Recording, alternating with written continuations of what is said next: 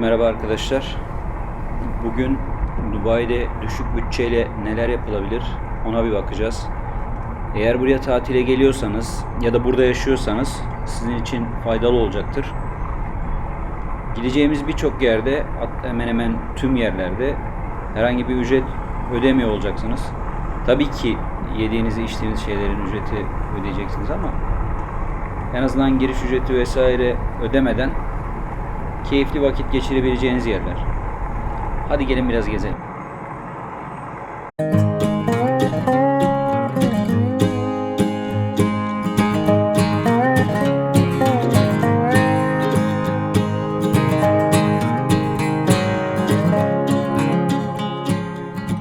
Tekrardan merhaba arkadaşlar. Şimdi Lastex'te geldik. Buradaki tüm araçlar gördüğünüz gibi özel üretim. Bunların birçoğu filmlerde rol almış. Birçoğu keyfe keder üretilmiş araçlar. Burası Abu Dhabi yolunda yaklaşık Dubai'ye uzaklığı 20 kilometre olan bir yer. Gördüğünüz gibi birazcık sanayi havası da var. Ama genel olarak temiz, düzenli bir yer.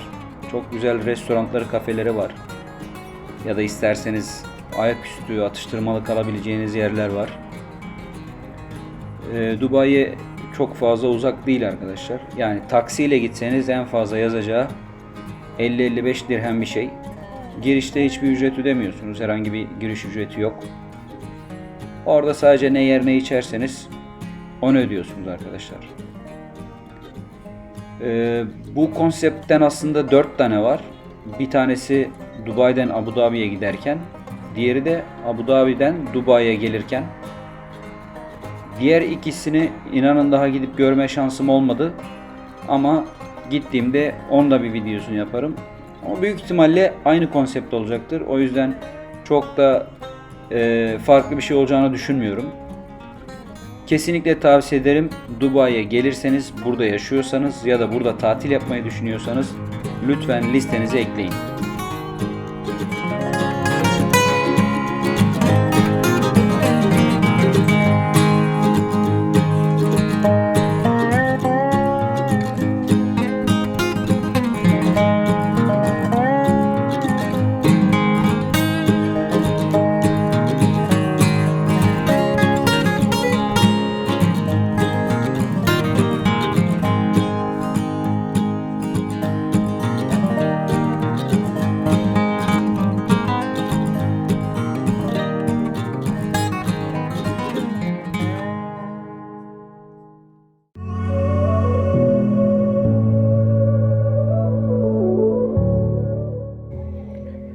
Bir sonraki durak Dubai Marina. Burası için arkadaşlar çok bir şey söylemeye gerek yok. Zaten videoda görüyorsunuz. Tekne turu yapabilirsiniz burada. Çok keyifli yürüyüş yolları var. Yürüyüş yapabilirsiniz. Fotoğraf çekmeyi seviyorsanız çok güzel kareler yakalayabilirsiniz. Dubai'nin kalabalık bölgelerinden biri. Bisiklet kiralanan yerler de var. Onlardan da faydalanabilirsiniz.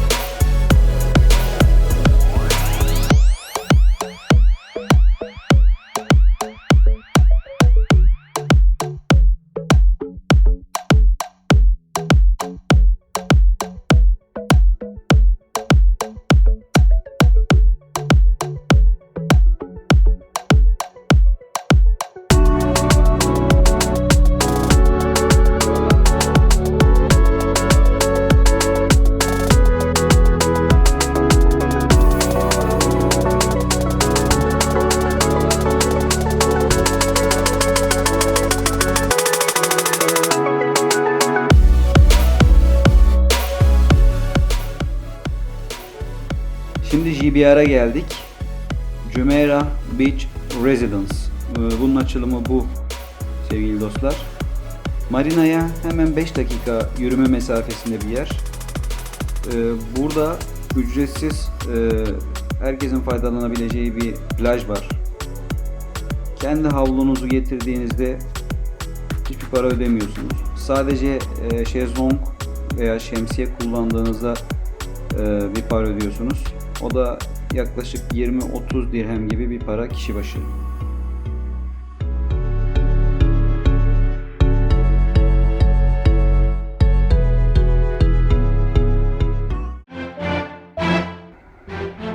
Şimdi Jumeirah yolu ve Burj Al Arab Oteli. Burası da yine çok keyifli, villaların olduğu, yüksek binaların pek olmadığı bir bölge. Yakınlarda Mado da var hatta. Birçok Türk restoranı var, dönercisi var. Çok keyifli, yürüyüş yapılabilecek bir yer. Hatta isterseniz hemen yanı başında ücretsiz de bir plajı var. Jumeirah Road, Burj Al Arab'ın hemen yakınında.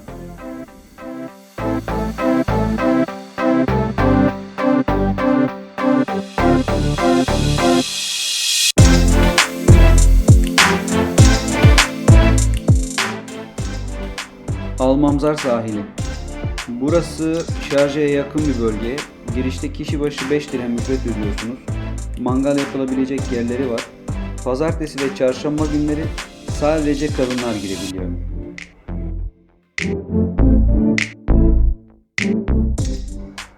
Lamer sahili.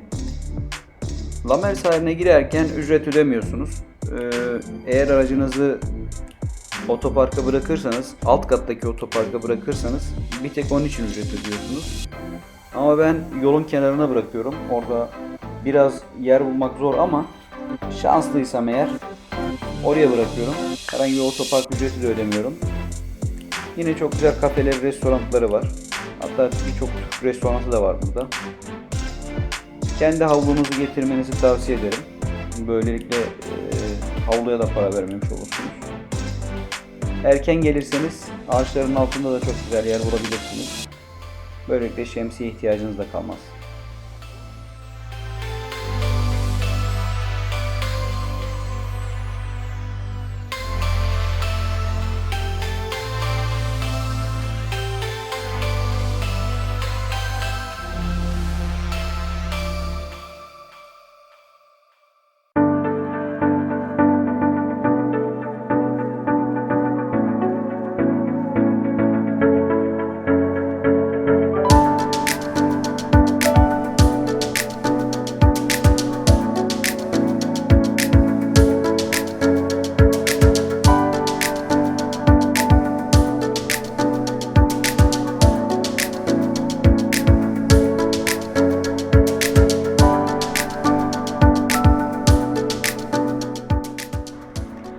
Şahsen gezmekten en çok keyif aldığım yerlerden biri eski Dubai.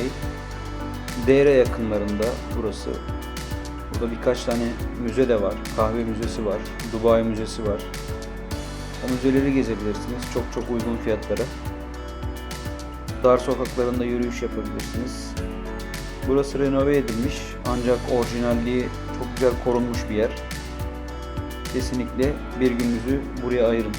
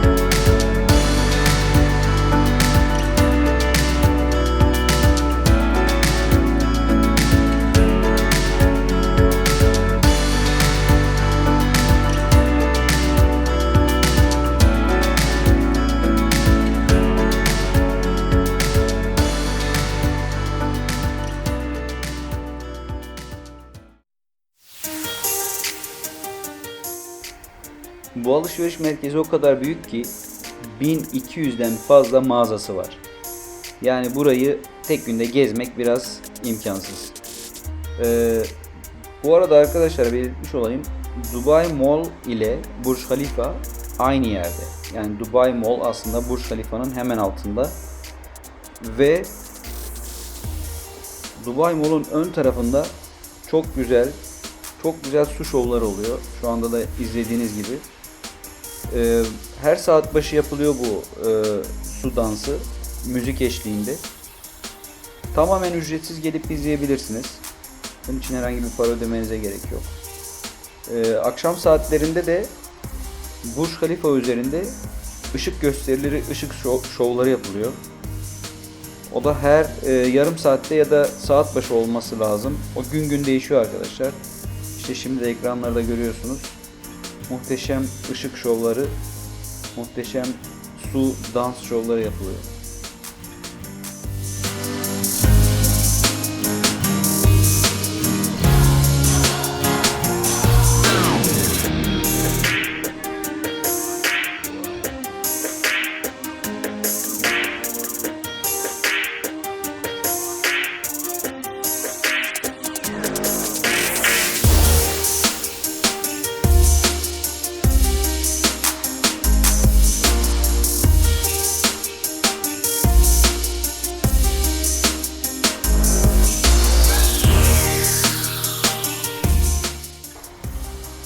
Son olarak Dubai Mall'deki akvaryuma gidiyoruz. Akvaryumun içerisine de girilebiliyor. Tabii ki o ücretli. Ama hiç gerek yok. Eğer amacımız sadece deniz canlılarını izlemekse bunu dışarıdan da yapabilirsiniz. Ve bana göre dışarıdan izlemek hiçbir farkı yok içeride izlemekten. Bunun için herhangi bir para ödemeyin arkadaşlar. Sadece dalış yapacağım diyorsanız o zaman ayrı konu tabii ki. Onun için ücret ödemeniz gerekiyor. Sevgili dostlar, seyahatimiz burada sona erdi. Şimdi artık eve dönme vakti. İzlediğiniz için çok teşekkür ederim. Kral gibi videolarla tekrar görüşmek üzere. Kendinize iyi bakın.